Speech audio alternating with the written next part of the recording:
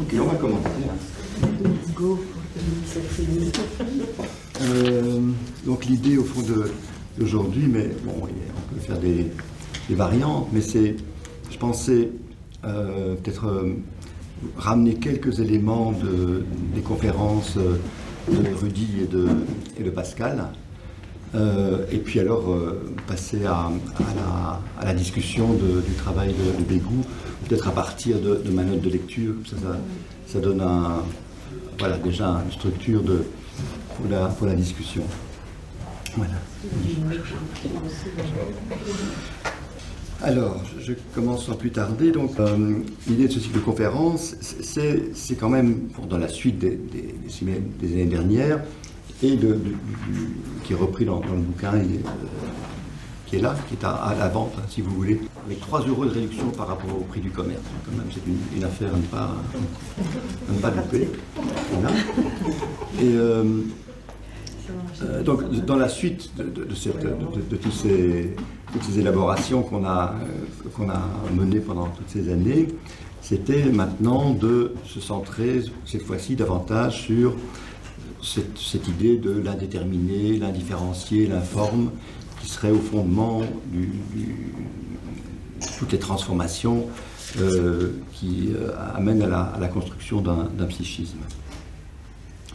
Et que l'idée de tout ça, au bout du compte, c'est quand même de pouvoir peut-être repenser certains paradigmes de la psychanalyse pour la rendre mieux armée, on pourrait dire, pour affronter les évolutions de nos sociétés.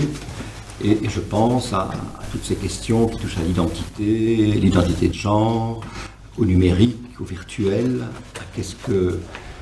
à la question de la réalité par rapport notamment au virtuel, mais pas seulement par rapport au virtuel, et également toute cette question de est-ce que l'humain peut et doit se penser strictement différencié et entièrement différencié de tout ce qui l'entoure, végétal, animal et même minéral. Voilà. Ou bien est-ce qu'il y a à penser quand même des continuités, et alors qui ouvrent un champ pour la psychanalyse au niveau des questions écosystémiques. Donc c'est un peu mégalomaniaque, hein, dit comme ça, je me rends bien compte que c'est... mais voilà, on peut s'amuser quand même. L'idée, c'est quand même ça. Alors, Rudy démarre sa conférence d'autrefois, donc il démarre en parlant des différents champs qu'il est nécessaire, à son avis, de considérer, donc cette variété des champs, pour rendre compte de la variété aussi des fonctionnements psychiques.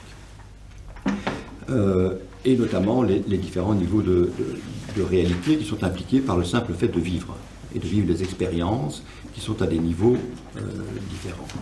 Alors, il différencie 3 zones, la zone finie, la zone mixte et la zone infinie. Alors, il dira, mais plus loin dans sa conférence, qu'en fait, si Freud, lui, a différencié conscient, inconscient, puis préconscient entre les deux, Bion a proposé de ne plus parler comme ça, mais de remplacer ça par le concept de fini, infini, et donc la zone mixte qui va entre les deux. Donc cette idée d'infini, c'est un infini, c'est quand même l'infini de Bion. C'est pas l'infini des physiciens. Alors, il y a probablement des recoupements. Enfin, je crois que c'est important, parce que je me suis demandé pourquoi il parlait d'infini plutôt que d'informe ou d'indéterminé, comme le fait Roussillon, lui, ou informe comme fait Winnicott. Mais bon, la notion d'infini, c'est clairement une notion bionienne. Alors, donc, ces 3 zones, la première, la zone finie, c'est la pensée verbale, c'est Descartes avec le clivage corps et esprit, parce que Rudy démarre son exposé quand même en repartant d'une conférence qu'il avait donnée sur le corps. Donc c'était la question du corps dans ses rapports avec ces 3 zones du psychisme. Donc pensée verbale, Descartes, corps, esprit, et qu'il ramène là-dedans également le symbolique lacanien. Ensuite, la deuxième, cette zone mixte, c'est la zone de la psychanalyse, on pourrait dire, psychanalyse habituelle, avec le moi inconscient, les rêves, les fantasmes kleiniens, la créativité, et jusqu'à l'identification projective. Ça correspond grosso modo pour lui au cas de Bion, transformation en cas, et c'est la zone de la pulsionalité, la zone principale de la pulsionalité. Et je ne sais pas si vous avez remarqué, mais quand il parle de pulsion, il y a 3 grandes catégories pour lui. Donc pulsion agressive, sexuelle, c'est banal, mais l'attachement. Donc là, il rejoint tout un courant, notamment de pensée francophone, mais pas que, également anglophone, où l'attachement prend valeur de pulsion, ce qui n'est pas la théorie freudienne classique. Voilà. Et alors, en fait, il y a la troisième zone qui ne qualifie pas vraiment, qui serait une zone où il y a no body, no mind, donc c'est du non-corps et du non-esprit. Ce serait le réel lacanien, la précédente serait du côté de l'imaginaire. Il y a une décentration radicale par rapport au sujet. Autant le sujet est au centre de la deuxième zone et tout se réfère à lui, autant, enfin, au moi ou au sujet au centre de l'organisation, autant dans cette troisième zone, c'est une décentration radicale et donc non plus pas d'angoisse. C'est quand même intéressant. Et en lien avec ça, il amène le concept d'entropie, donc c'est-à-dire le désordre qui est dans le fonctionnement mental, et l'entropie est réduite dans la zone rationnelle, verbale, etc., par justement la structure du langage et son fonctionnement particulier.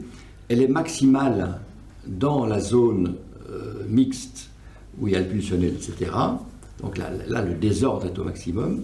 Et puis, il serait absent de la zone 3, la zone de l'infini. Parce qu'il n'y aurait pas de temps. Alors, il donne une image qui est un peu particulière, je trouve, parce qu'elle ramène tout d'un coup dans la cuisine. C'est le mixeur, avec au départ des choses bien des formes bien définies, etc. Et puis, on donne un coup de mixeur avec le liquide en dessous, et il y a des grumeaux, etc. Donc ça serait le milieu. Et puis à la fin, encore un coup de mixeur, et ce serait tout à fait lisse, plane, sans aspérité et homogène. Voilà. Ça, c'est l'image qui donnait, je trouvais ça rigolo. Voilà. Alors, par rapport à comment est-ce que... parce que donc, la dernière partie, l'infini, c'est le haut de Bion. Et donc, le haut de Bion, il dit à un moment donné, comme il paraphrase Eckhart, un mystique de je ne sais plus quel siècle, pour dire, si on parle de Dieu, c'est que ce n'est pas Dieu. Voilà. Donc, si on parle de l'infini, c'est que ce n'est pas l'infini. Et donc, il insistait sur l'idée que parler de l'infini à partir d'une position qui est une position, par exemple, rationnelle, ou même d'une position de la zone mixte, on risque simplement d'en parler, mais de ne jamais vraiment aborder qu'est-ce qu'il en est vraiment. Et donc, pour lui, l'idée, c'est essayer d'avoir ce mouvement, de tendre vers l'infini pour pouvoir peut-être sentir quelque chose qui peut être transmis. Mais qu'il faut d'abord perdre la stabilité, il faut d'abord sortir pour pouvoir peut-être aller vers, et de là, en dire quelque chose. Alors, ça reste... Bon, après, il reprend le truc fameux de Bion, là, sur sans mémoire et sans désir. Mais, bon, ça reste encore, la plupart du temps, il dit c'est un peu de moutarde qu'on met sur le pain, quoi. Mais alors, ça n'a pas beaucoup d'intérêt, parce que... Voilà. Donc, il a à chaque fois une petite métaphore culinaire, c'est assez rigolo. Et il dit aussi que dans les séances, lui, de moins en moins, il parle, de plus en plus, il essaye, et je crois que c'est là qu'on va arriver à l'ambiance. Parce que, je ne sais pas si vous avez remarqué, mais la manière dont nos orateurs parlent crée une ambiance particulière. L'ambiance vermouth et pas l'ambiance notée. Ces ambiances sont, au-delà même de ce qu'ils disent, il y a quelque chose qui est très très différent. Voilà, bien qu'on soit dans les mêmes locaux, même lumière, même prise de vue, etc. Voilà. Bon, aujourd'hui on fait en demi-cercle, c'est un peu différent. Mais donc, ce qu'il dit, c'est il y a cette ambiance, et alors il dit le vide un certain vide, c'est le plus grand des contenants.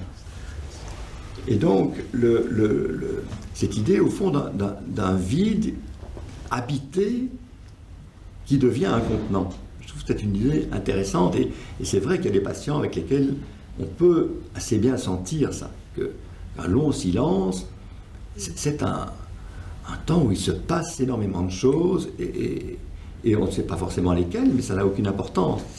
Voilà, ça me paraissait intéressant. Et alors un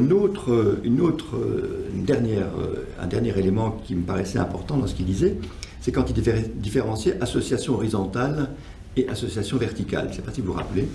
Donc association horizontale, c'est une association qui se déroule dans la même zone, on pourrait dire. Et association verticale, c'est une association qui cherche à faire communiquer la zone 2, la zone mixte, et cette zone de l'infini. Alors ça peut être effectivement ce vide comme contenant, ça peut être certainement d'autres choses encore, parce qu'il dit quand même que c'est très fort, que la limite de l'hallucinatoire est quand même quelque chose qui peut être très favorable à cette associativité verticale, mais qui est troublante, hein, parce qu'elle n'est plus cohérente. Alors, quand on lit Bion, je trouve que déjà en cas, dite connaissance, c'est déjà très très complexe, parce que les transformations en hallucinose, bon, mais ça il les met du côté de la pathologie, mais il y a les transformations avec des déformations, et où on ne retrouve plus les formes, même les formes, on ne parle pas, même pas des mots, hein, mais les mouvements, donc voilà. Donc je trouve qu'on est déjà là très très loin, mais alors, bon, et puis après il y a encore... Voilà. Je ne sais pas s'il y a des choses importantes que vous aviez, vous, gardées de cette conférence, et sur lesquelles vous avez peut-être envie de dire plus librement l'un ou l'autre chose. Pour revenir après, de toute façon.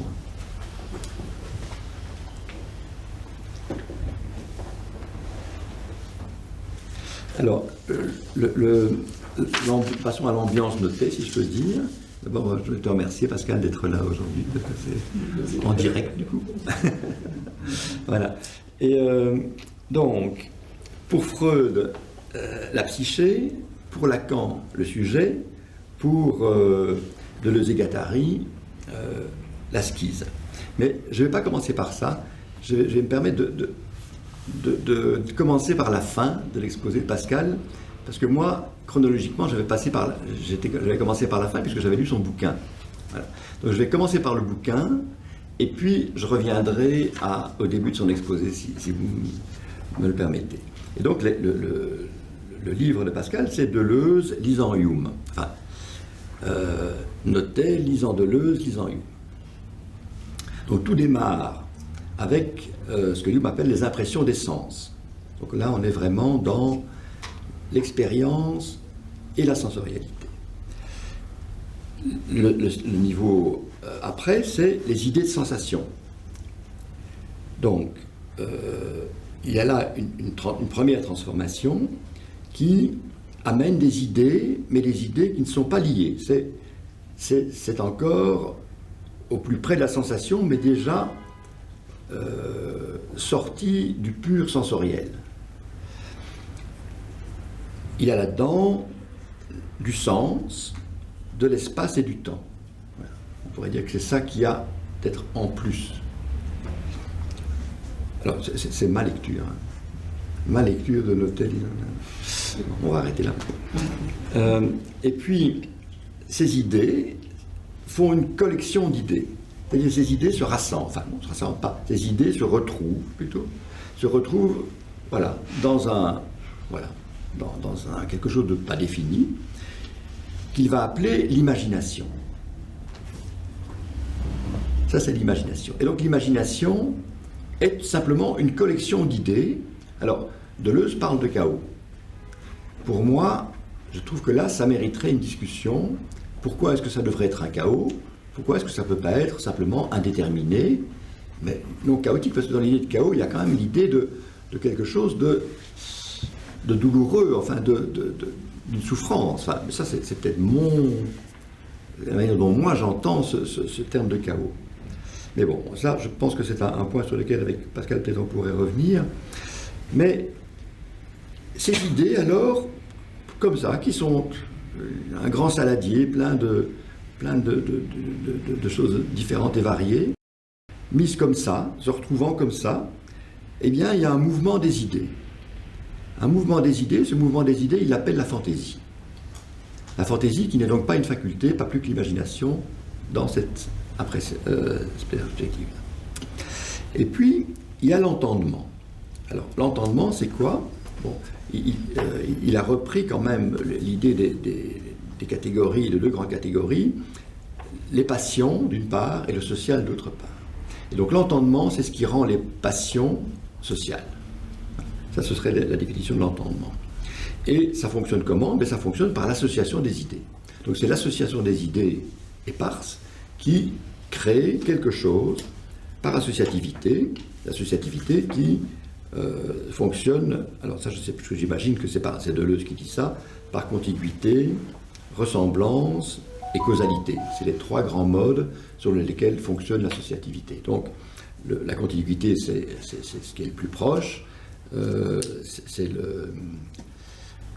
tu m'aides c'est là. Comment est-ce que Lacan appelle ça? La contiguïté. Ah oui, la métonymie. Métonymie, voilà. La ressemblance, c'est la métaphore, et la causalité, c'est quelque chose d'autre que la causalité, non? Non, Lacan n'en parle. Enfin, il ne met pas ça en même temps sur le même niveau que la métaphore. C'est Deleuze qui la met sur le même niveau. Ou c'est toi? En fait, c'est Hume lui-même qui parle de... C'est Hume lui-même, et quand on va voir un petit peu ces catégories de contiguïté, quelque chose est proche d'une autre, ou quelque chose ressemble à une autre, ou bien il y a une série qui se répète de telle façon qu'on se dit, ben A est la cause de B, on trouve ça déjà chez Aristote. D'accord. Et Hume est allé chercher ça déjà chez Aristote, en fait. Voilà.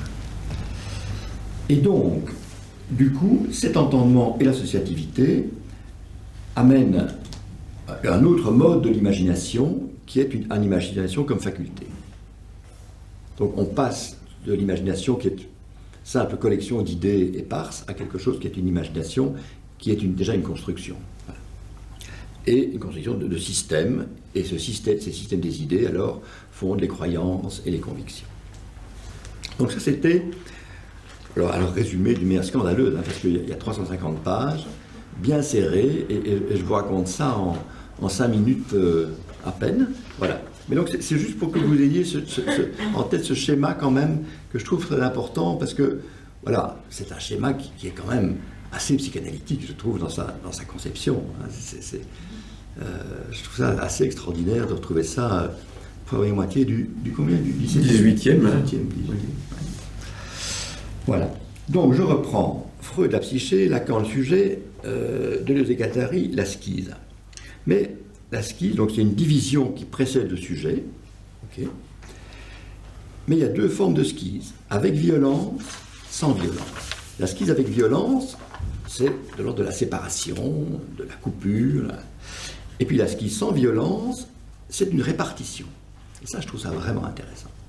Parce que ça veut dire que on peut avoir des différenciations, on peut dire ça comme ça, mais selon deux modes très différents. Celui qui sépare et donc qui procède d'une incompatibilité, ou celle qui répartit, où il y a quand même plutôt des différences avec ce qui les unit aussi. C'est-à-dire que je pense, enfin ça c'est mon idée à moi, c'est que dans la schise sans violence, ça inclut le transitionnel winnicottien. Je pense qu'il y a en même temps que ce mode de la répartition suppose qu'il reste quelque chose qui n'est pas séparé. Enfin, voilà. Ça c'est mon interprétation. Et donc, cette manière de voir, Pascal la réfère quand même à l'œuvre de Spinoza. Et la citation, je ne sais pas si c'est la tienne ou c'est Spinoza lui-même, c'est « une seule substance qui s'effectue selon plusieurs modes dans les registres de l'étendue et de la pensée ». Donc la schise, ça c'est le premier grand thème que Pascal ramène de ses expéditions chez Deleuze et Guattari.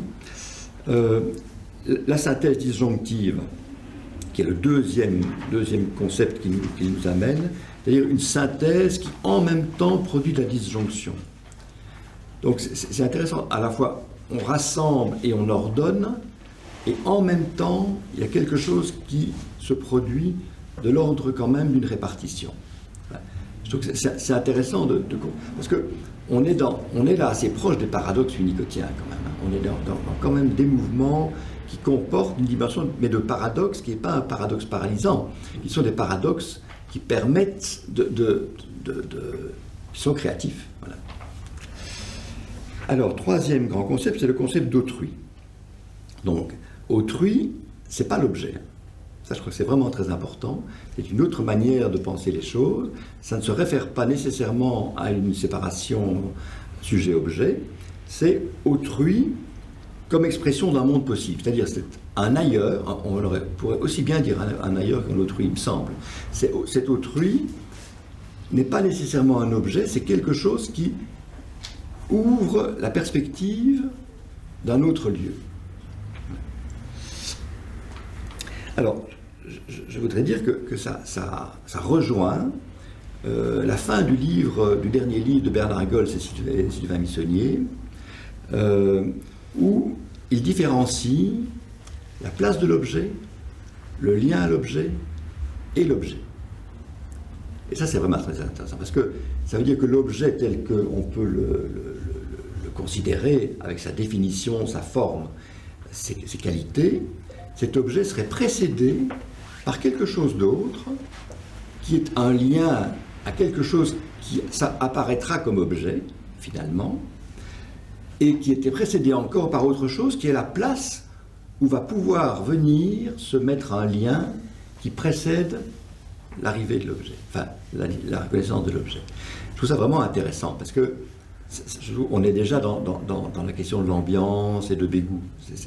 On est déjà là-dedans. Donc je trouve que ce qui est intéressant, c'est de voir les convergences quand même de penseurs qui partent de points de vue très différents et qui quand même arrivent à des conceptualisations qui, à certains égards, peuvent vraiment se rapprocher. Dernier point, il me semble, il y en a encore un autre après, donc le devenir sujet. C'est-à-dire que c'est plus la question du sujet qui se pose, c'est la question du devenir sujet. Et alors là, on peut quand même faire le rapprochement avec ce que racontait Rudy sur le devenir haut. C'est-à-dire qu'il y a quelque chose, si on place le sujet comme quelque chose de trop fini au départ, je pense qu'on le manque, inévitablement. Donc il faut pouvoir lui donner une marge de flou et d'indétermination pour pouvoir véritablement s'en approcher sans rester non plus coincé, ni le coincer. Que la mobilité nécessite que ce soit plus un devenir que quelque chose qu'on essaye de formaliser d'une manière trop stable. Alors, dans ce devenir sujet, il y a 4 bases que tu n'as pas développées, me semble-t-il, dans ton exposé. Les flux sensibles. Les flux sensibles, moi je fais le lien avec les travaux de Bullinger. J'imagine que, ayant travaillé avec les autistes, tu connais bien les travaux de Bullinger sur les flux. Donc c'est ce neuropsychologue, enfin psychologue, oui, neuropsychologue, tu dirais Marie-Paul, neuropsychologue, tu dirais Bullinger. Enfin, il est un peu entre la psychanalyse, c'est un élève de Wallon, hein, c'est courant-là. Mais enfin, il a beaucoup parlé des flux sensoriels. C'est vraiment le point de départ de ces théories, et notamment aussi par rapport à l'autisme. Deuxième base, les phylums machiniques. Et là, moi, je pense à Simondon, que tu m'as fait rencontrer. Enfin, l'œuvre de Simondon, lui était mort depuis longtemps.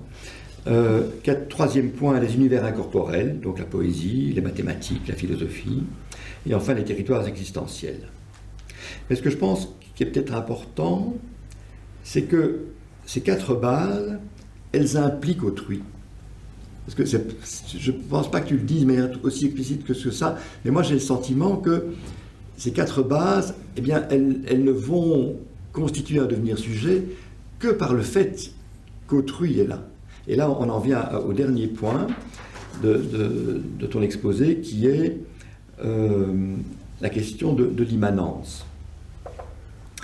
Ce qui fait que l'immanence, définie de cette manière-ci, ce serait ce qui fait qu'un devenir peut advenir comme processus, résultant de la coprésence d'éléments non organisés a priori, en dehors de toute transcendance. Et donc là, on est vraiment, je pense, à nouveau dans ce mode de travail que Rudi essayait de décrire, qui est beaucoup plus effectivement d'une coprésence où s'effacent sujet et objet, et où on est beaucoup plus dans quelque chose qui est un lieu habité par des processus et dans lesquels quelque chose se transforme. Voilà. Et où on n'est plus dans des sujets. Alors, cette immanence, qui en fait passe par des plans d'immanence multiples, c'est-à-dire des plans d'immanence, c'est la manière dont des idées, ces idées qui sont dans l'imagination, sont reliées par un certain plan qui réunit des concepts, en fait. Alors, tu as donné des exemples, je pense, assez parlants dans ton livre, mais je crois qu'à nouveau, ce qui constitue un plan d'immanence, et les exemples que tu donnes dans ton travail avec les autistes de ce concept, nécessitent évidemment la présence d'autrui. Enfin, ça ne se passe que s'il y a un autrui, et un autrui qui est au niveau où se trouve la personne au moment où on la rencontre, au temps où on la rencontre. Voilà. Peut-être tu voudrais préciser là autre point, ou Pascal, ou bien... C'est intéressant la place que tu fais à la question d'autrui, effectivement. Deleuze, par exemple, dit autrui, c'est d'une certaine façon le micro, par exemple, eh bien, c'est l'expression d'un monde possible, et j'en tiens compte.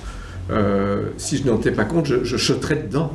Or, ce sera considéré comme un accident si je saute dedans. Non, ça, Jean-Pierre, c'est comme ça. Voilà. Ou la porte, ou la table. Et donc, on ne cesse pas de supposer des présences d'autrui, en fait, qui peuvent parfois être des choses. Et c'est en fonction de cette supposition qu'on fait qu'on se comporte. Et il dit quelque part, dans le champ perceptif est orientable depuis autrui. Et si nous ne supposions pas autrui, même comme autistes d'ailleurs, on viendrait tout le temps buter contre les choses. Et on voit d'ailleurs dans la clinique que parfois des gens butent parce qu'ils n'ont pas positionné le chambranle de porte en position d'autrui, et donc ils viennent taper dedans. Et alors c'est intéressant de voir quoi est autrui pour qui. Et à partir de là, quel monde possible est impliqué dans le fait que telle ou telle chose, telle ou telle chose est mise en position d'autrui pour le sujet. Et donc l'assistance que tu fais sur ce concept d'autrui est effectivement vraiment, c'est un très très important. Mais c'est intéressant que tu précises que ça peut être, que ce n'est pas nécessairement un humain. Ça peut être quelque chose qui évoque bien sûr l'humain, parce que ces micros, il y a quand même de l'humain derrière et dedans, mais ce n'est quand même pas une personne. C'est intéressant par rapport au numérique, ça aussi. Oui. Au quoi ? Au numérique. Le jeu vidéo. Je trouve que c'est un concept difficile, parce que est-ce que autrui serait alors un non-soi ? Ou ça n'a rien à voir ?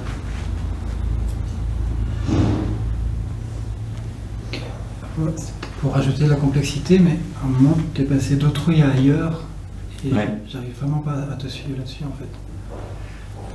Mais si on prend par exemple l'idée de Goels et Missonnier, il y a d'abord un ailleurs, et puis il y a un autrui.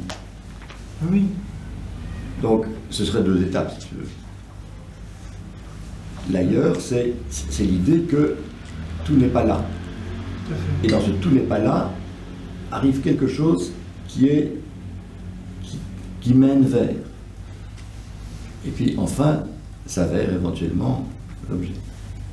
Parce que moi, j'ai presque l'impression qu'il faut un ailleurs pour que l'autrui, pour qu'on puisse taper sur l'autrui, en fait. Oui, c'est ça, je suis d'accord. Tout à fait. Enfin, il me semble, je sais pas.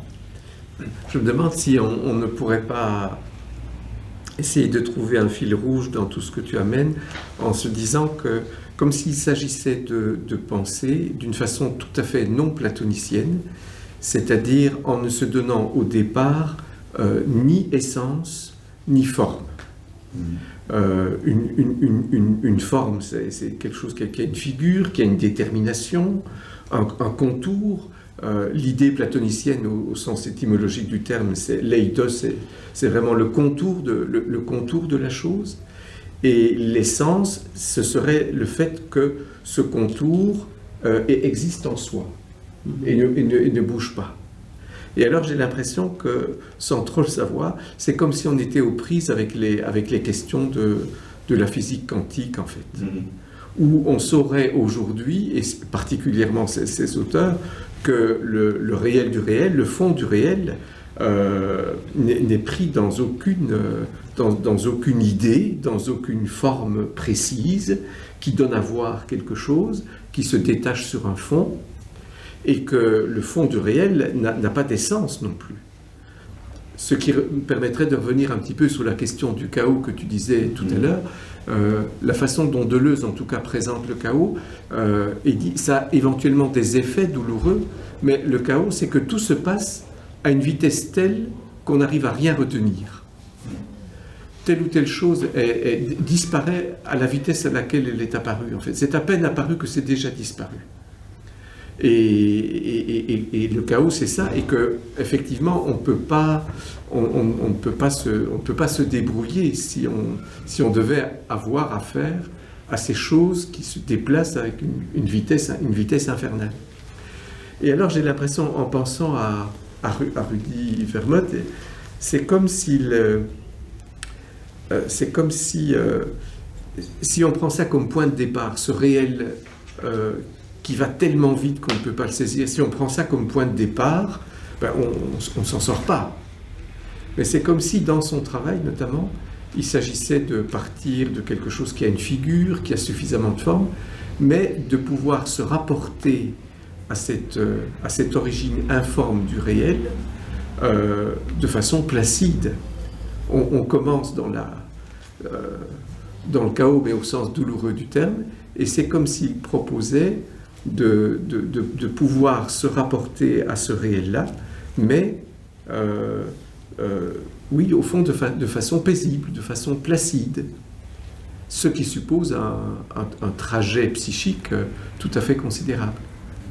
Et comme point à mettre en plus de ceux que tu as ajoutés sur son topo, par exemple, à un moment donné, il dit quelque part, je crois, que une analyse didactique, entre guillemets en tout cas, devrait aider un analyste à soutenir son écoute, son travail, son intervention du côté de l'infini. Et pour avoir lu un article de lui sur Bion qu'il publie dans la revue Kern, là, où on peut voir que se positionner à cet endroit-là, donc on a envie de dire placidement, mais dans l'infini, c'est parfois ce qui permet à certains patients de trouver l'ancrage de leur subjectivité. Puisqu'il n'y a pas une forme ou une essence qui viendrait s'opposer à ce qui travaille le patient. Pascal, est-ce que tu ferais un exemple clinique pour nous faire un petit peu sentir ce que tu développes? En tout cas, dans l'exemple que lui donne dans cet article, pour ce dont je me souviens en tout cas, il montre comment il doit au fond, comme tu disais Jean-Paul, être là sans mémoire, sans désir, d'une certaine façon sans rien dire, mais être là avec une capacité d'accueil qui va permettre de laisser émerger ce qui n'est même pas attendu. Et il évoque une situation avec une patiente qui en vient alors à avoir des images de fleurs comme ça, très, très, très organiques, et qu'elle parvient un petit peu à verbaliser. Et c'est là-dessus qu'elle va s'appuyer pour engager quelque chose de profondément subjectif. Mais ça n'est pas rien pour l'analyste d'avoir de s'être laissé descendre dans cet espace où presque rien ne se passe. Et d'attendre. Voilà, mais ce qui permet à l'analysante, en l'occurrence, de laisser émerger, de laisser venir l'événement singulier de son amorce de subjectivité. Est-ce qu'on passerait à Bruce Bégou? Je ne sais pas si on a forcément, parce que vous faisiez un lien avec le numérique. Oui. Et c'est vrai que moi aussi j'avais le même lien en tête, et notamment le livre de Jean-Pierre Lebrun, Un monde sans limite, où quelque part il pose que le développement des nouvelles technologies finalement risque de déposséder le père de son autorité, puisque ce sont les technologies qui commencent à faire autorité davantage que l'autorité incarnée par le juge ou la loi ou le père. Et donc, voilà, il mettait plutôt en avant, je dirais, le processus le risque de désubjectivation, finalement, d'un autrui qui serait technologique.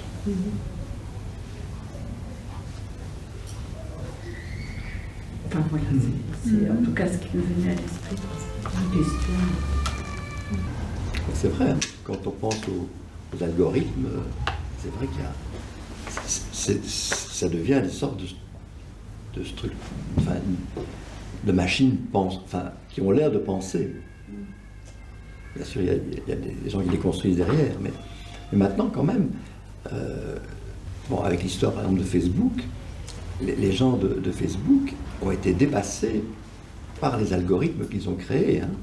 Ça a créé des choses qu'ils n'attendaient pas et qui qui n'étaient plus maîtrisables, qui ne sont plus maîtrisables.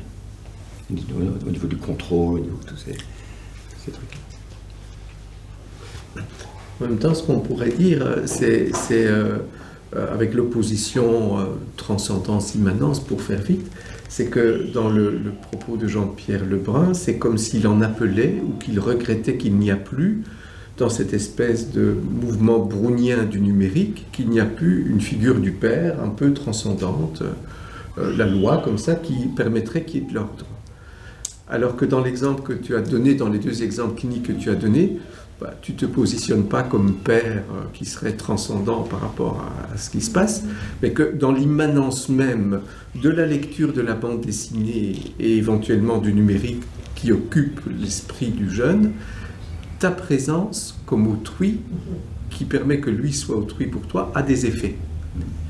Mais à même l'immanence. Et cette différence-là me paraît intéressante. Si je peux quand même me permettre, c'est que Jean-Pierre Lebrun propose un autre type d'autorité, plus dans le cadre d'une sorte de processus collectif. Donc ce ne serait plus le père en tant que tel, mais c'est un processus citoyen, démocratique, collectif qui ferait autorité. Et donc alors à ce moment-là, on reste peut-être dans le plan de l'immanence dont vous parlez. Et Jean-Paul dit quand même une seule BD. C'est vrai. Une. Quand même. Quoi? Mais ça cadre. Mais dans le cas que tu présentes, là, les cas que tu présentes, ces autrui en présence, ils ont quand même été, dans leur forme, amenés par le patient. C'est l'opportunité de se déployer parce qu'ils amènent ou ce qu'ils ne veulent pas amener, mais c'est quand même eux.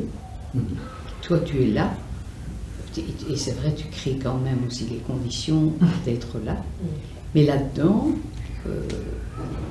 les autrui se révèlent guidés par le patient. Ce qui est intéressant.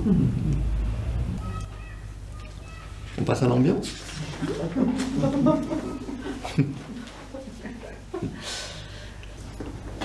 Est-ce que quelqu'un a lu le livre par hasard? Je l'ai acheté. C'est déjà bien. Et tu l'as mis ensuite ton oreiller. Voilà. Mais lui, il l'a depuis longtemps. Je l'ai presque lu. Il est bien compris. Est-ce que tu partages un peu mon enthousiasme? Moi j'aime beaucoup Brice Begou, mais... Ah, tu connaissais d'avant? Ouais. Mais je me suis un peu braqué sur ce livre-là, en fait. Je trouve qu'il y avait quelque chose... il faisait beaucoup de distinctions pour arriver à une ambiance qui est indistincte, justement. C'est un peu comme de la théologie négative, comme ça. Il parle de toutes les atmosphères en disant « mais la mienne, c'est pas ça ». Et c'est pas ça qui à la fin, peut-être que je ne suis pas encore arrivé à la conclusion où il va décrire son ça, mais c'était un peu... Et par curiosité, avant, il le connaissait pour des travaux Parce sur qu'il quoi? a écrit beaucoup. Il a écrit des romans aussi. Ah bon. Mais il a écrit surtout sur les espaces comme c'est sur Las Vegas, sur les motels, sur des espaces un peu non-lieux comme ça. Et voilà, il a quand même une capacité métaphorique assez intéressante pour décrire du flou. Il a écrit sur les situationnistes aussi, sur les dérives qu'ils pouvaient faire, l'école, etc. Donc il écrit un peu sur les dérives géographiques depuis très longtemps. Et moi, dans son premier roman que j'avais lu, c'était Parc, et ça se passait comment on appelle ça, un centre d'attraction. Une vision un peu complètement dystopique d'un centre d'attraction qui était un peu, quand j'avais lu ça post-ado, c'était un peu comme si l'avenir du monde était là, quoi. Dans des espaces justement limités, divertis, et en même temps complètement mortifères, sans ailleurs en fait. C'est pour ça que là, je trouve qu'il manque du dehors dans ce bouquin en fait. Il manque d'un dehors en fait. Un dehors. On passe d'ambiance en ambiance avec des contrastes. Alors je sais pas, j'avais envie de mettre de la division quand je le disais. Je sais pas pourquoi. Vraiment. Il dit qu'on n'échappe pas aux ambiances, qu'on est toujours dans une ambiance ou à l'intersection de plusieurs ambiances. Oui, mais dès qu'on la chope, elle disparaît. C'est ça, dès qu'on la nomme, il y a toujours ce mouvement un peu mystique comme ça, que dès qu'on va, comme chez Duvermeau, dès qu'on le nomme, bah, c'est plus là. Alors est-ce que ça existe vraiment? Enfin, il y a autre chose. Moi, ce que j'ai bien aimé, c'est qu'il commence par... Enfin, je sais pas, c'est pas lui qui commence, c'est moi qui commence mon note de lecture, par l'idée de se libérer de la relation sujet-objet, pour être en mesure de repenser sur de nouvelles bases la situation de l'homme dans le monde. Bon, ça me plaisait évidemment. Et puis alors, est-ce que c'est à ça que tu fais allusion, les trois conceptions possibles de l'origine de l'ambiance, soit donc une ambiance qui exprimerait un dialogue entre le sujet et l'objet, ça c'est un certain nombre d'auteurs qui voient l'ambiance comme ça, soit quelque chose qui serait entre le sujet et l'objet, mais qui serait une sorte de tiers entre eux, soit alors ce que lui a dans l'idée, c'est quelque chose qui se tient, qui enveloppe sujet et objet, mais qui n'est pas produit par eux, qui au contraire peut-être, eux sont plutôt le produit de l'ambiance, quoi. L'inverse. Et alors il parle d'une phénoménologie qui pose le primat de l'appartenance sur la relation et qui vise à comprendre et élucider la présence indifférenciée du champ de l'expérience. C'est-à-dire qu'à nouveau, il y a quelque chose qui précède même le lien, quoi. Il y a une place, il y a quelque chose de diffus qui est là d'abord. De diffus, mais quand même d'habité. Et je trouve il me semble qu'on retrouve Donc il dit, pour lui, l'ambiance est une forme de l'affectivité. Mais là, à nouveau, il fait une différence entre trois formes d'affectivité. Une affectivité réactive, C'est-à-dire que, au fond, ce serait l'effet de la chose sur la sensibilité qui est reconnu comme sensation et qui constitue le sentiment. Et lui, l'affectivité dont il parle est une affectivité qui n'est pas de cet ordre-là. L'expérience humaine, il écrit, ne commence pas avec l'action physique de la chose sur la sensibilité pour se poursuivre de manière subjective en affect interne. Au contraire, dès le début, l'expérience humaine baigne au sein d'une ambiance qui l'ouvre au monde et aux autres. Donc les trois affectivités, là, je ne vais plus, mais... Donc il y a l'affectivité vitale, c'est l'ensemble des états affectifs indépendants des choses et des situations, donc une sorte d'affectivité primaire, c'est pas très très simple, je trouve, à imaginer. L'affectivité intentionnelle, donc là qui est liée aux choses, aux relations, etc. Et puis l'affectivité des ambiances, dont il dit c'est une résonance immédiate avec l'environnement, qui fait sentir l'unité indivise des deux. Ni dedans ni dehors, ni immanente ni transcendante. C'était... Moi, ce que j'ai vraiment trouvé intéressant, parce que ce sur quoi je butais de manière régulière, c'est, ok, l'informe, très bien, ok, ces configurations psychiques qui sont à des niveaux de réalité différents, enfin, et qui correspondent à des différenciations de dehors différents, bien, mais comment on passe de l'un à l'autre, voilà. Et je trouve que, donc, il y a l'informe, il y a l'objectal, on pourrait dire, parce que toutes les formes d'objets sont dans les différenciations des configurations psychiques, mais entre les deux. Et donc, entre les deux, je découvre en lisant avec vous ce qu'il appelle le médial. C'est-à-dire, on n'est pas dans l'objectal, on n'est plus dans l'informe vraiment non plus, on est dans quelque chose qui est déjà presque une chose, sauf que ça n'est pas une chose, que c'est flou. Alors il dit l'air, l'eau, le son, la lumière, la chaleur, l'odeur, voilà. Toutes ces, je ne sais pas dire quoi, c'est matière complexe, comme il dit, et où on voit, enfin je trouve que ça rejoint notamment, par exemple, ce que dit Goll sur la place de l'objet, enfin, on voit qu'il y a quelque chose qui se met en place, qui est ressenti affectivement, qui peut être caractérisé par des mots, mais qui en même temps reste au-delà de ces mots et indéfini et flou, et en même temps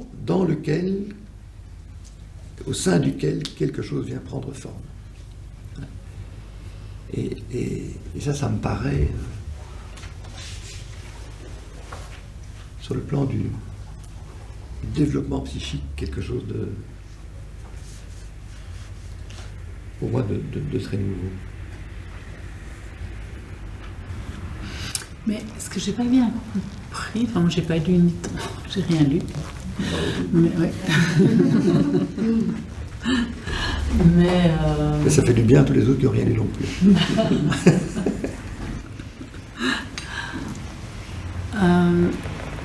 Cette ambiance, elle vient pas de la rencontre, enfin, elle n'est pas en lien avec l'affectivité ou avec quelque chose des individus, des sujets. C'est ça que tu dis. C'est plus compliqué que ça. Il dit que ça ne se réduit pas à ça, mais qu'en même temps, ça la constitue aussi. Oui, d'accord. C'est dans les deux sens. Sinon, mais qu'on ne peut pas réduire une ambiance, on ne peut pas créer une ambiance. Tu vois ? On ne peut pas créer une ambiance. Une ambiance, elle émerge, elle s'installe, certes à partir de une musique, la chaleur, la température, enfin, la lumière, tout ce qu'on veut, les gens qui sont là ou pas là, enfin, voilà. Mais que c'est quelque chose qui prend en masse. Mais quand même, tu dis on ne peut pas la créer, mais c'est quand même les personnes qui sont là qui la créent. Enfin, Parce que je pensais à ce que tu disais, Blandine, c'est le patient, c'est l'autrui du patient. Enfin, tu disais tout à l'heure, c'est l'autrui du patient qui crée en quelque sorte l'ambiance, puisque... qui émerge. Dans les exemples de Jean-Paul, oui. Moi je comprenais ça comme c'était une création réciproque et co-création. Oui. Et moi je mettrais l'ambiance comme cette espèce de nuage autour de vous deux qui se met chaque fois qu'il y a une page qui tourne et on lui dessine. Mais c'est vrai que c'est pas possible de le créer. Dans ce cas-là, non. Est-ce qu'on ne peut pas toujours constater en après-coup seulement? Parce que c'est fluide, c'est une porte qui claque, l'ambiance n'est plus la même, enfin, c'est fluide, quoi. Je Oui, disais... oui, non, mais... Parce que je me demandais si... Enfin, je ne sais pas s'il faut l'appeler l'autrui, parce que je suis peut-être probablement avec d'autres cadres de référence et plus avec ce que tu évoquais, toi, Marie-Paul, quand même, ce qui passe d'une personne à l'autre. Mais est-ce que l'autrui, je ne sais pas si j'utilise le bon terme, de l'analyste, par exemple, n'est pas différent? Je sais pas comment expliquer, mais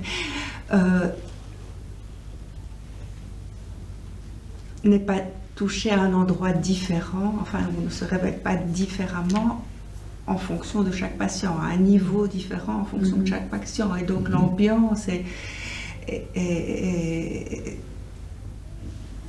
enfin, à la fois on est même, mais on est différent et on est touché à des endroits différents. Donc l'ambiance est faite de ces espaces mouvants, mais parce qu'on est fait d'espaces de niveau, enfin de tous ceux que tu as dit, infini, mixte, etc.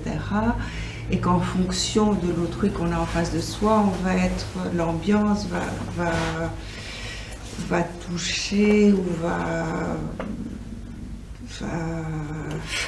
je sais pas, prendre dans la machine, comme tu disais, dans le mixeur, d'autres choses avec d'autres patients, enfin...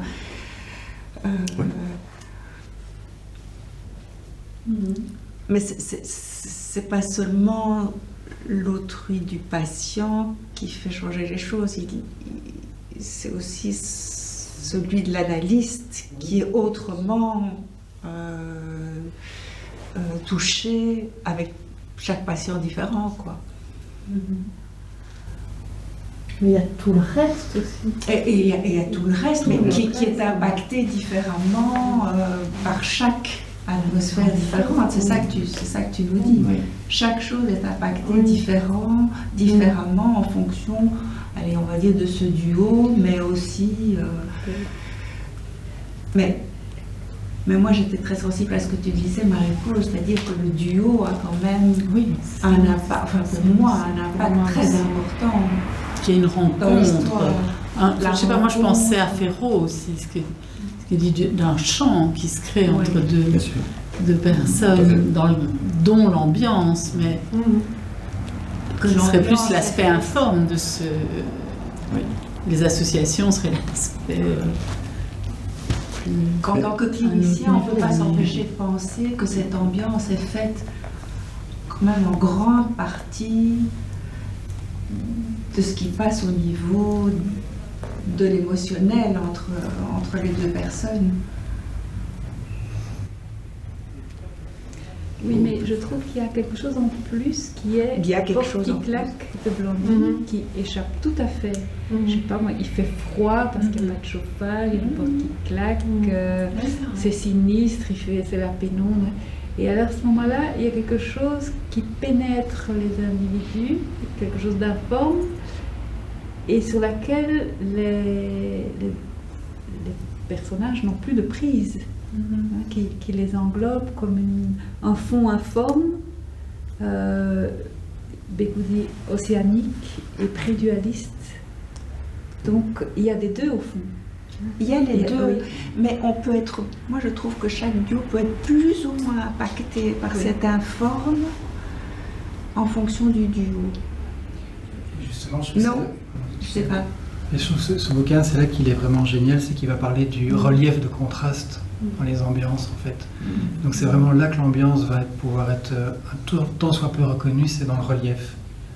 Et il parle de relief tonal, donc soit toujours dans le plaisant, le déplaisant, c'est assez binaire, mais mais c'est vraiment cette idée de relief qu'on peut vraiment approcher l'ambiance, mais alors des ambiances. Alors je ne sais pas si c'est un peu comme chez toi, un passage de configuration en configuration, mais c'est dans cette idée du contraste permanent.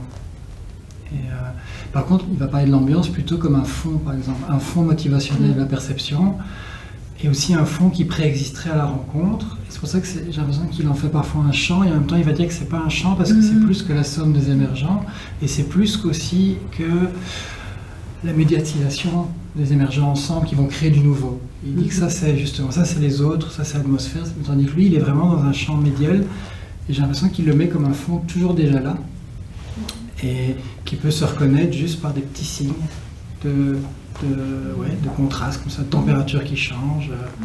Et là, il y a quelque chose qui apparaît comme un... Mais il dit que c'est pas un signe qui apparaît, c'est quelque chose qui est un peu... Ça me fait penser à ce que disait Gold sur le bébé, c'est pareil, pas pareil, quoi. On est vraiment dans un univers, là c'est pareil, là c'est moins pareil, là c'est un peu pareil. Et les gens dans cette rencontre d'ambiance peuvent être là. Et est-ce que plus on serait au niveau du côté de l'infini, là, plus on serait impacté justement par ce qui est de l'ordre de l'ambiance et plus on serait dans le symbolique, dans le verbal, etc., moins on serait... On pourrait se laisser glisser et impacter et toucher par cette... Ce serait logique. Enfin, oui, on ça se va rapproche ensemble, quand même, on se rapprocherait de l'informe. Donc, oui. On serait dans quelque chose qui est favorable, qui serait favorable à l'émergence de l'être, on pourrait dire, plutôt que de l'avoir ou du faire. Et qui s'éloignerait de la représentation pour être dans quelque chose de beaucoup plus diffus, flou, global. Moi, je n'ai rien lu, donc je peux me tromper, je ne peux que me tromper. Mais ce qui s'est dit là me fait penser à la chose suivante. On pourrait, surtout si on essaie de recueillir toutes ces données depuis la question du travail analytique. Bon, voilà, il y en a un et un, qui sont, je dirais... même qu'ils le veuillent ou pas, qui sont sujets, objets, autrui l'un pour l'autre, presque par principe, comme ça. Mais ce que ça me donne à penser, l'échange ici, c'est... je me représente la chose suivante. Par exemple, une interprétation, un vrai silence de l'analyste, ou une vraie parole, etc., qui fait événement, d'une certaine façon, pour parler un peu dans un vocabulaire deleuzien, qui va faire interprétation. Alors, ce que je me dis en entendant tout ça, c'est que pour qu'une intervention soit vraiment un événement, peut-être il faut que cette interprétation, ce geste, peu importe, prenne vraiment appui sur le fond d'ambiance que les deux ont créé, au-delà même de ce qu'ils peuvent en savoir. Et par exemple, il me semble que dans le travail d'analyste, on entend ça. Il faut d'abord qu'on se dépose, quoi. Il faut que l'analyste laisse se déposer l'analysant, que l'analyste même puisse se laisser déposer dans l'écoute, et qu'alors les deux, là, tout à fait singuliers, ils vont produire une ambiance qui dépasse leur capacité de contrôle.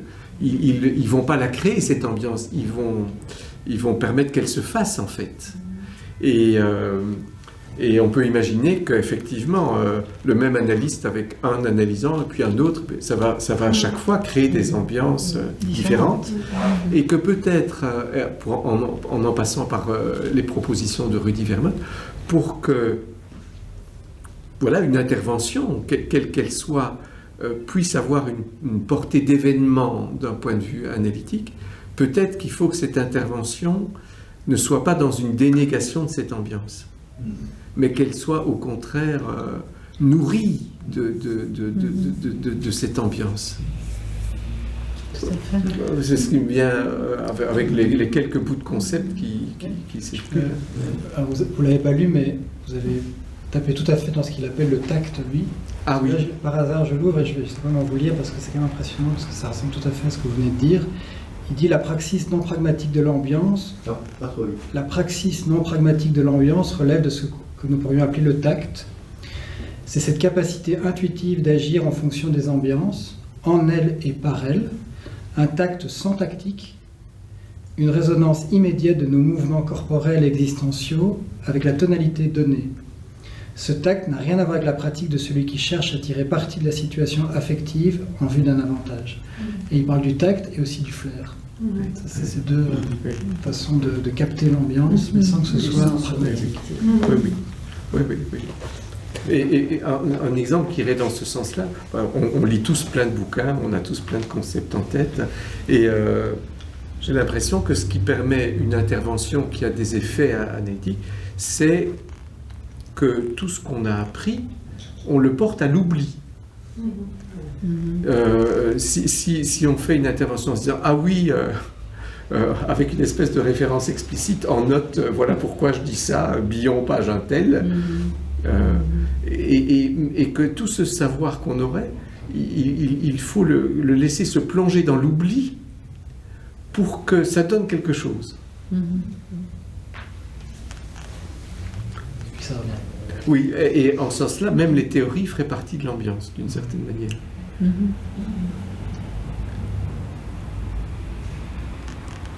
Moi, ça me fait penser à une surprise, je crois que je l'ai vécu 2 fois, des patients qui, tout à coup, après 2 années, donc un long moment, me disent « Tiens, vous avez une nouvelle toile ». Vraiment, elle est là, présente, très présente, au sens que c'est impossible de pas. Il n'avait jamais vu. Et je me dis, ça c'est vraiment l'émergence de quelque chose qu'on peut après voir pourquoi maintenant, qu'est-ce que ça vient dire. Mais c'est impressionnant quand même. Quelqu'un qui vous dit, hein, vous avez une nouvelle toile, depuis 2 ans, pourquoi quelque chose a émergé, là, a été visible, alors que c'était complètement absent dans une dimension un peu indéterminée comme ça. C'est très très impressionnant, je trouve. Je fais un contact un peu. Alors, on pourrait dire que l'ambiance, enfin, on de ce que tu dis, Pascal, mais que l'ambiance serait aussi comme un réservoir, enfin, dans lequel sont plongées les 2 personnes, mais c'est aussi de ce réservoir que des images, des interventions, des choses comme ça peuvent émerger et qui sont alors vraiment en prise avec quelque chose qui serait peut-être alors du côté du haut, enfin, je sais pas, de Rudy ou... Oui. Que l'ambiance serait du côté du haut aussi. Oui. Tantôt, je me disais, tiens, l'ambiance, pourquoi ce mot-là? Et je me disais quel serait un synonyme. Et puis vous deux, vous avez utilisé le mot atmosphère. Et je me suis demandé quelle serait la différence entre atmosphère et l'ambiance. C'est le même mouvement de pensée. Hein. L'atmosphère, c'est Merleau-Ponty. Et il en parle d'ailleurs dans le bouquin. Mais voilà, je ne pense pas qu'il les différencie vraiment. Et beaucoup d'auteurs, notamment c'est beaucoup des auteurs allemands c'est atmosphère, et ils ne parlent pas tellement, les Allemands, d'ambiance, c'est plutôt atmosphère. Mais je pense que c'est vraiment, ça désigne la même chose. C'est plutôt du latin quand même. Pardon. Donc peut-être que c'est normal que les Allemands n'utilisent pas ça. Ouais. C'est marrant parce que moi j'ai l'impression qu'il passe son temps à le différencier, tout son bouquin. Entre quoi et quoi? Entre les philosophies de l'atmosphère et sa proposition sur l'ambiance, parce que Ah bon? en fait il met l'atmosphère plutôt du côté du mélange. Et pour qu'il y ait un mélange, c'est-à-dire qu'il y a encore ce qu'il appelle du jectif, c'est-à-dire du sujet et un autre sujet. Et lui se place sur le médial, enfin pas le médial, sur le mersif même. Le médial, c'est encore quelque chose, il y a encore trop de soupçons de division quelque part. Et donc il cherche comme ça ce fond mersif, comme il dit. Mais je trouve qu'il y arrive justement en se différenciant. Parce que par exemple, sur Merleau-Ponty, il va dire là il y a du chiasme. Donc s'il y a du chiasme, c'est qu'il y a un mélange. Et donc s'il y a un mélange, c'est qu'il y a des éléments disparates, etc. Et tout son bouquin est vraiment comme ça, je trouve, très intéressant.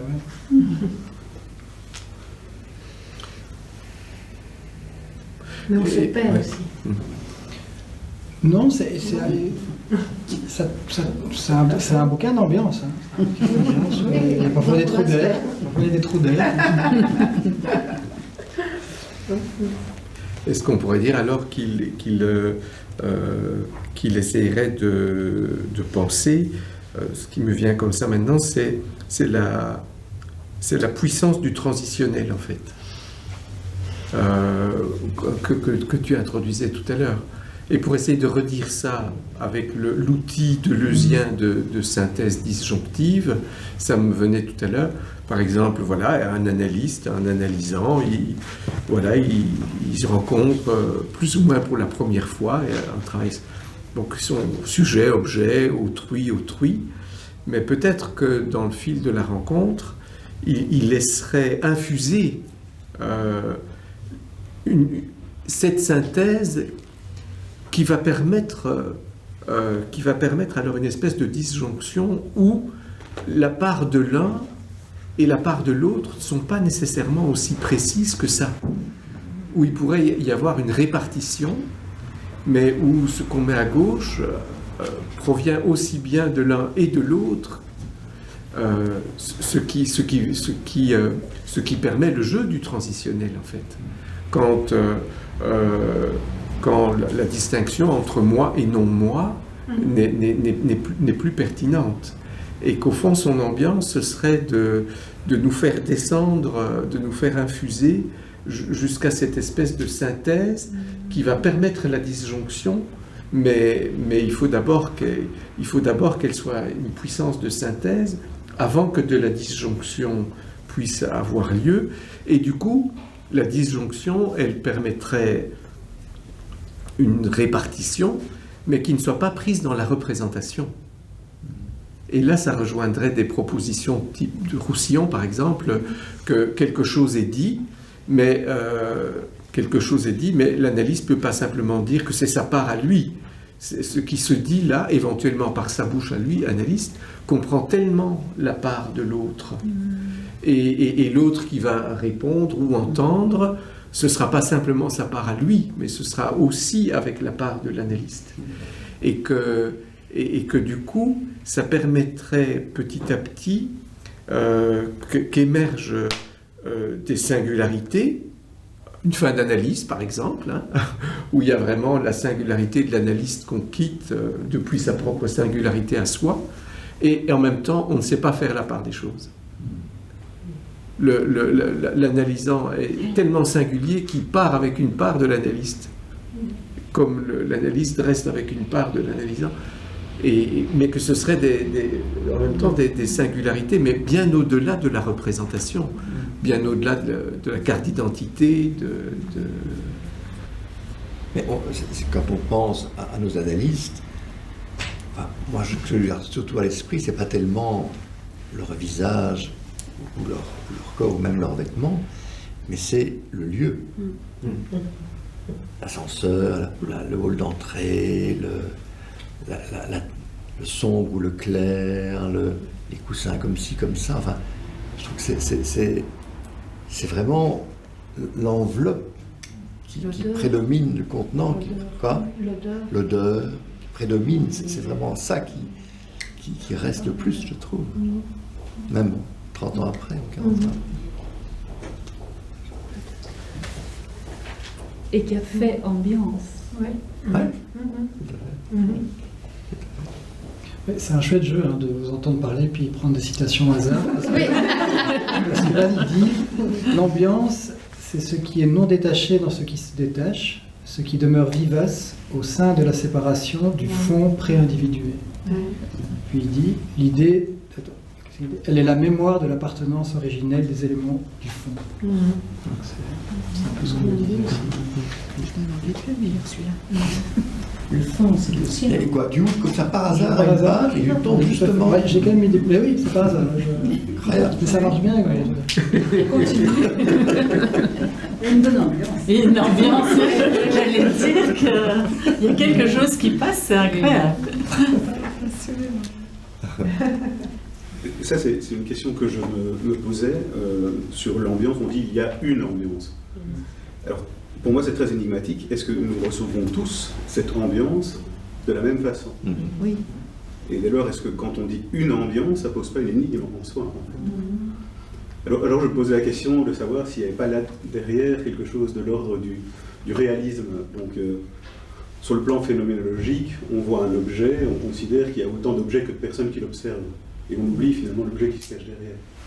Alors que sur le plan réaliste, on considère qu'il y a autant d'objets que de personnes qui l'observent, plus un, qui est l'objet réel, que nous recevons chacun différemment. Et donc je me demandais si ce concept d'ambiance n'avait pas quelque chose à voir avec cette approche réaliste, de vouloir produire un objet qui serait là, mais que nous recevons tous de manière différente.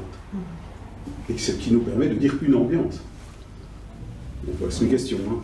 Mais c'est la question qui me venait en entendant parler d'ambiance. Oui.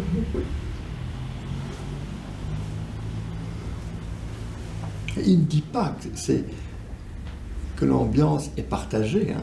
Il ne dit pas ça. Il ne dit pas le contraire non plus. Il ne dit pas ça dans le bouquin. Il dit qu'il y a une ambiance. Voilà. Mais il ne dit pas pour qui. Il y a quand même un moment qui est un peu clinique où il parle presque d'une psychopathologie possible des ambiances avec des gens justement qui ne l'apercevraient pas. Oui, ça oui. Où on n'est pas loin de la mélancolie, où on n'est pas loin justement d'être indisponible à ça, comme un peu forclos. Mais c'est vrai que lui il parle du concept d'ambiance au singulier, alors qu'en fait on a l'impression qu'il parle des ambiances tout le temps. En fait, ah oui, ça il le dit. Hein. Tout à fait. Mais c'est vrai qu'il ne dit pas cette ambiance-ci, est-ce qu'il y en a, je ne sais pas combien il y en a, 20, ou est-ce qu'il y en a une non, a priori il y en a 20. Simplement, quand même, elles sont oui, ou alors il y en a 20 plus une. Oui, mais ça, je ne pense pas qu'il puisse imaginer ça. Il n'est pas réaliste. Maintenant, il fait une phénoménologie, justement, une ambiance. Ouais. Mais en même temps, il écrit contre ce fameux plus un. C'est un peu ce qui paraît. Il écrit ça parce qu'il y a un champ, et puis c'est la coémergence de tout le monde dans le champ qui fait un plus un, ou bien exponentiel avec tous les gens qui sont là. Et lui, il a l'impression qu'il veut se mettre soit presque avant ça, ou à côté de ça, je ne sais pas très bien. Je ne sais pas très bien. Donc quel flou il erre. Alors, il qualifie les ambiances comme le registre de la tonalité. Ça, je trouve ça intéressant aussi, parce que le ton c'est à la fois la couleur et c'est le son. Donc on est déjà dans... Et alors, la tonalité, elle vient aussi dans la voix. Et donc, on peut imaginer, un peu comme tu le disais Pascal, que tout ce qui se passe dans une ambiance imprègne aussi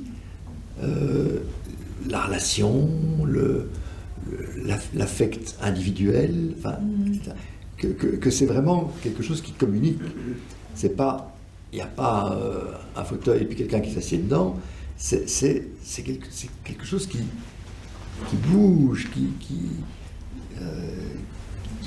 qui imprègne et s'exprime, qui se retire. Enfin, je vois ça comme quelque chose de très, très mobile et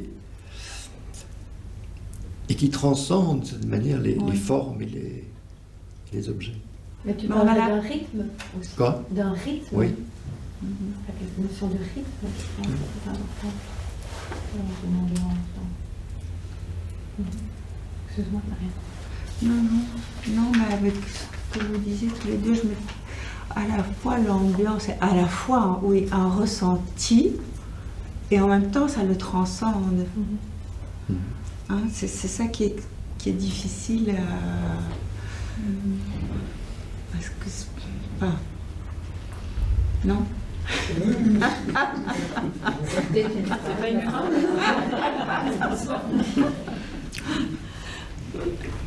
En fait, je me demandais si c'était un bouquin qui était un peu sur un plan d'immanence ou pas, en fait. Quand tu as dit, enfin, vous avez dit transcende, je me suis demandé ça. Je ne sais pas.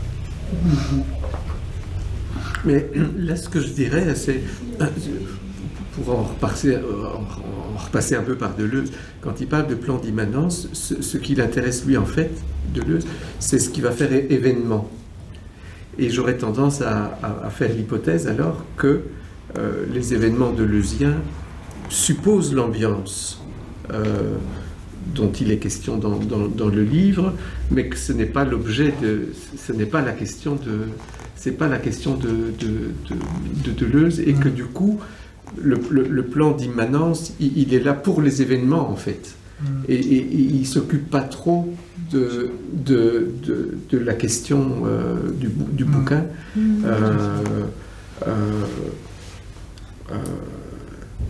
Mais les deux questions sont fondamentales, en fait. Les deux questions sont fondamentales. On pourrait réfléchir aux effets de l'ambiance, parce que vous signaliez l'idée que peut-être dans certains moments, il y a des ambiances où le sujet perçoit sa propre absence. Et peut-être qu'il y a des ambiances qui ont l'effet inverse, de faire sentir au sujet ses propres contours, enfin je ne sais pas, d'être en lien, dans une qualité de lien. Et peut-être qu'il y a des ambiances qui ont des effets de dissolution, enfin de dissolution des contours. Enfin, ce serait intéressant de se demander quelles sont les propriétés de l'ambiance qui déterminent les effets sur ceux qui sont plongés dedans, qui sont en immersion dedans. Et comment est-ce qu'on ferait parler nos patients de l'ambiance? Et est-ce que ça a un intérêt? Enfin, ce qu'ils perçoivent de l'ambiance, c'est tellement implicite. Mais moi, quand même, autant c'est difficile, très souvent, les anamnèses, entre guillemets, sont pauvres. Bien ce qui est dit, on ne peut rien en faire. Ouais. Et alors, assez souvent maintenant, je demande, et au fond, ce que vous me décrivez là, quelle était l'ambiance dans laquelle ça se passait? Là, c'est intéressant parce que il y a vraiment des choses qui sortent à ce moment-là. Ah, j'étais seul, c'était triste, ou bien c'était joyeux. Enfin, voilà. Et des choses, alors, c'est dissocié de la description précise d'une chose, et puis apparaît une autre dimension qui n'était pas... Donc je trouve qu'à ce niveau-là, par exemple, ça a déjà un certain intérêt.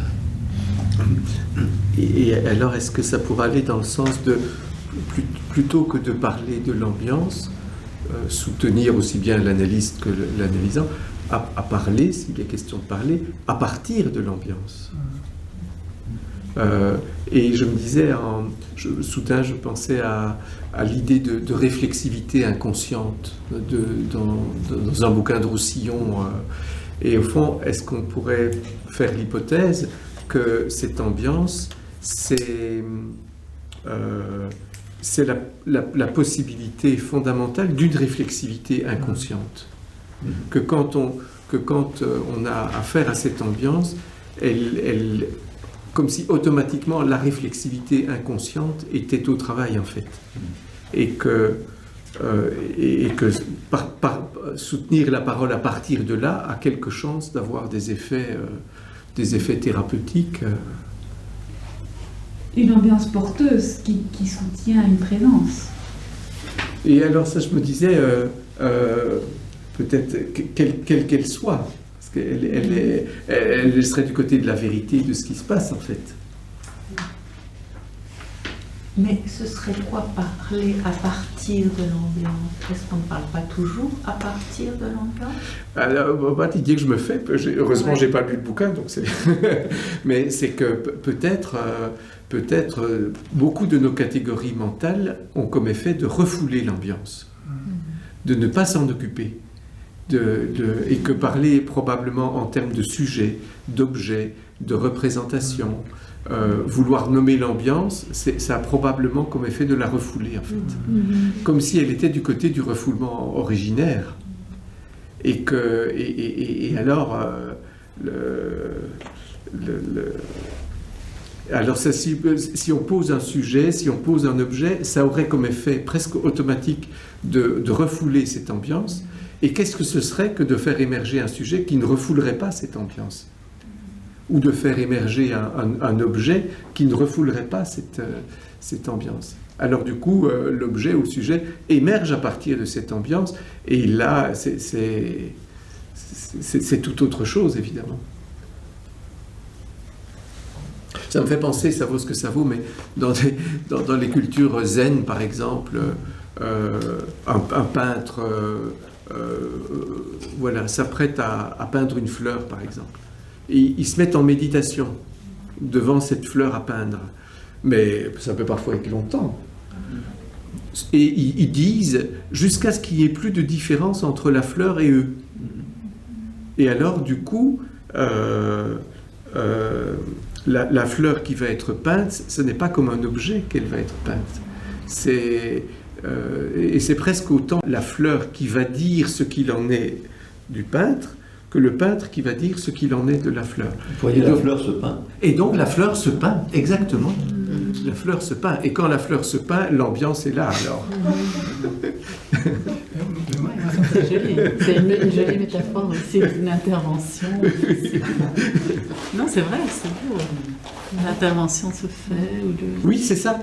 Parce que moi, je me disais, au fond, l'ambiance, par définition, on ne peut pas mettre de... en tout cas, l'ambiance présente, c'est presque impossible de mettre des mots. Mais même les ambiances passées, parce que je pensais à des expériences qu'on peut... Enfin, que moi, je fais souvent à travers la musique, surtout, je ne sais pas pourquoi, mais c'est surtout à travers la musique. Mais je trouve que certaines musiques, ou certaines chansons, certaines ramènent comme ça des souvenirs du passé, mais... c'est pas des souvenirs d'événements, c'est des souvenirs d'ambiance, je trouve. Enfin, tu parlais de tonalité, je sais pas. Il y a quelque chose, et même ces ambiances du passé qu'on ne soupçonnait pas être comme ça quand on les vivait, enfin, quand on y était. Mais même ces ambiances passées, c'est difficile de mettre des mots. C'est presque pas possible, c'est comme un vécu. Enfin, je trouve que c'est très particulier, mais peut-être on peut commencer alors à mettre certains mots, en tout cas, mais qui ne vont pas définir ce que c'était cette ambiance. Moi, je n'ai pas bien compris ce que vous disiez par rapport au refoulement de l'ambiance. Qu'est-ce que ce serait, ça? Moi, j'ai pensé à ce moment-là, quand vous avez dit ça, aux patientes boulimiques, qui en fait, elles ne parlent pas d'ambiance, mais il y a quelque chose de ça. Quand elles font leur crise le soir, elles se sentent seules. Et en fait, c'est la résurgence de vécus primaires, d'enfants agonisants sans présence maternelle. Et qu'au fond, ce qu'elles contre à ce moment-là dans un agir, c'est cette perception de cette chute, enfin de cette solitude insupportable. Il y a quelque chose en rapport avec l'ambiance, je pense, qui fait que ça se déclenche à ce moment-là. Bien que ça n'est pas vraiment dit comme ça, mais parfois quand même. Et alors je me suis dit, mais au fond, est-ce que le refoulement de l'ambiance ne serait pas un refoulement de vécu primaire informe, quoi, hein, et que certaines personnes ne veulent pas prendre le risque de laisser remonter ces vécus-là, alors que d'autres pourraient peut-être plus être en contact avec ça sans danger. Moi, ce que je me disais en entendant ça, c'est que, en fait, le sujet qu'on est souvent le sujet conscient, on se refuse à l'ambiance. On résiste à l'ambiance. Parce que on va s'appeler comment? On va y perdre son nom dans l'ambiance, en fait. Et c'est là où il y a le refoulement originaire. C'est ça. Et que quand on est en accointance avec l'ambiance, il n'y a plus de distinction entre l'ambiance et soi, en fait. Et on peut avoir vite peur de ça, en fait. On est vers l'infini, là, vers le... Oui, c'est ça, c'est ça. C'est cette zone-là. Oui. Alors, je ne sais pas si c'est un indice de refoulement, mais souvent quand j'écoute des patients, parfois je peux me dire soit j'ai froid, soit il a froid, soit il fait froid. Et je vois très bien qu'il y a parfois des patients où on reste dans le il fait froid tout le temps, et parfois même je peux nommer en il, quoi, comme si la situation était ça. Et puis il y a des patients où c'est moi qui ai froid. Donc il y a quelque chose là peut-être sous l'indice de refoulement, ou même sous cette espèce de renversement aussi du froid qui est donné comme ça dans l'autre. Et Anne Brun dirait en termes de symbolisation primaire, c'est froid. Ça est froid. Sans objet ni sujet. Mais c'était intéressant. Pardon. Ce que tu disais, Isabelle, je trouve par rapport à ces patients boulimiques ou parfois certains passages à l'acte,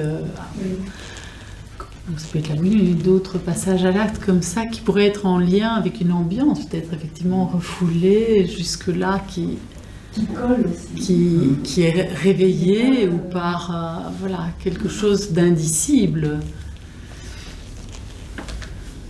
Oui, et qu'alors il y aurait comme une espèce de passage à l'acte pour ne pas se laisser prendre là-dedans. Oui, absolument. Et on peut se demander alors si le travail de l'analyste ne serait pas de soutenir que l'analysant, comme lui analyste, ait affaire à cette ambiance, de telle façon qu'elle puisse commencer à être nommée, toute mortifère qu'elle est, sans que cette nomination soit un passage à l'acte, en fait, et une dénégation. De telle sorte qu'alors que l'analysant puisse voir qu'on peut accepter d'avoir affaire à ça. Lui, il en a été traumatisé, mais qu'on peut, dans la répétition du dispositif analytique, on peut avoir affaire à ça et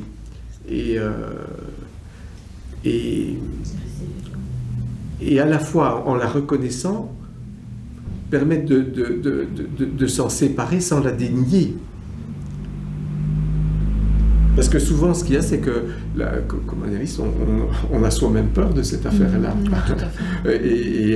Et donc, on ne permet pas à l'analysant de revivre ça, parce qu'il faudrait qu'on le prenne sur soi, ce qui n'est quand même pas... Et c'est seulement si l'analyste le prend sur lui, tout en ne se faisant pas embarquer par l'affaire, qu'il y a quelque chose pour l'analysant qu'il se reporte à cette affaire-là autrement. Et est-ce que cette ambiance-là serait du côté de ce que tu as nommé tout à l'heure, l'infini chaotique, déstructuré, enfin je sais plus, pas l'infini plane et apaisé, mais l'infini chaotique. Oui, moi je dirais que ça peut être les deux. Hein. Il y a à un moment donné, il y avait une définition de la... Je ne sais pas. Et destructeur, quoi, en quelque sorte. Moi je pense qu'il peut y avoir quelque chose qui... Alors, chaotique au sens où je voulais le dire, hein, qui est pas une définition, mais où il y a un sentiment d'un malaise, d'une douleur, etc., qui serait la manière dont, effectivement, alors, une ambiance vient exprimer ça. Ou, d'un autre côté, quelque chose une ambiance de repos, de sérénité, de tranquillité, et où on est plus du côté de ce... Mais que l'ambiance exprime ça, et l'intérêt, je trouve, c'est que là, on peut l'apercevoir. L'informe, il est imperceptible, informulable d'aucune manière, même pas approchable. Le chaos aussi. Enfin, ça peut peut-être être dans la musique, dans la peinture, à la limite, peut-être, mais dans les mots qu'on exprime, ou alors il faut crier, c'est autre chose, l'expression, c'est plus le langage, il me semble.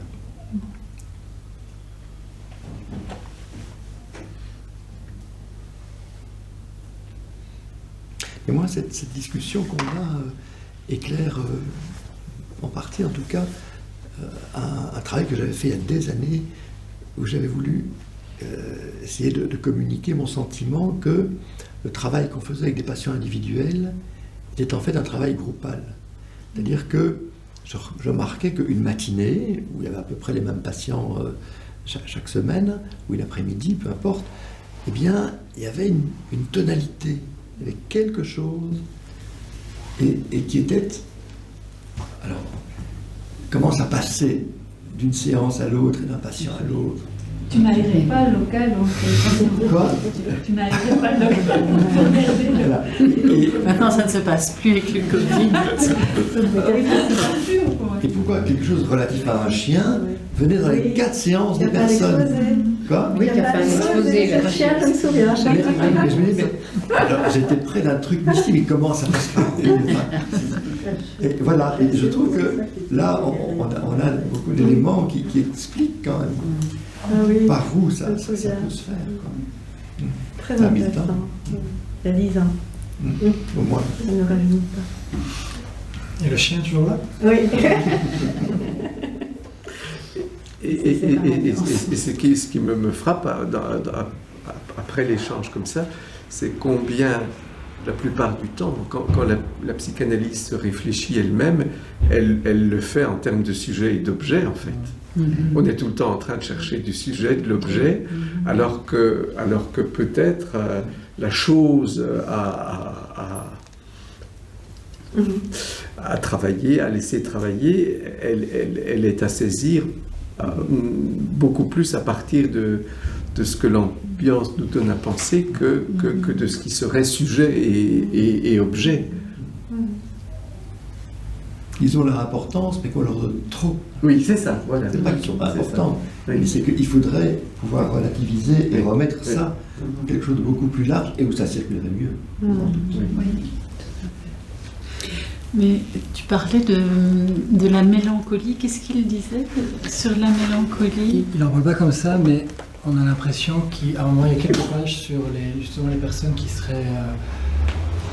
passeraient à côté de l'ambiance. Et, oui, en c'est tout ça, cas, c'est tel que moi, intéressant, j'ai pu mais... le lire, c'était plutôt du côté de la mélancolie, justement, presque d'avoir une tristesse d'être privé de cette réserve de vivace, quoi, de vitalité, d'être privé de ça. Alors, moi, je le voyais presque comme ça. Parce que sinon, il parle beaucoup aussi, il va utiliser beaucoup la phénoménologie psychiatrique, l'hypnoanalyse, etc. Mais là, c'est plus pour parler du rapport à la psychologie de l'espace. Je ne parle pas tellement de mélancolie à ce moment-là, mais plutôt de qu'est-ce que c'est qu'être privé de l'ambiance, un peu comme si on était débranché du vivant. En fait. Mais il en parle très peu, c'est peut-être moi qui... Page 183. Ouais.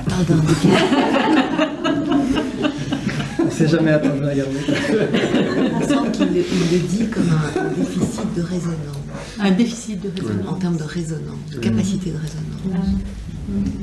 Et ce ne serait pas de l'ordre de la lexitimie? Enfin, de quelque chose qui serait une capacité à ressentir l'affect, puisque on disait que l'ambiance était comme en rapport avec quelque chose d'affectif. Et intuitivement, moi je pense, j'aurais plutôt tendance à penser que les patients qui ne sentent pas l'ambiance ne sont pas très connectés à leurs affects ou à ceux de l'autre. Moi je pensais aux pathologies du banal, comme Samy a dit, les décrivait, une sorte de fonctionnement effectivement sans affect au niveau d'une platitude du réel, quoi. Et dans la mélancolie, c'est des affects douloureux, c'est pas qui tournent en rond, enfin mais je ne sais pas, de la non-résonance impliquait une certaine fermeture ou quelque chose. Oui, plus du côté d'une coupure. D'une coupure avec. Oui.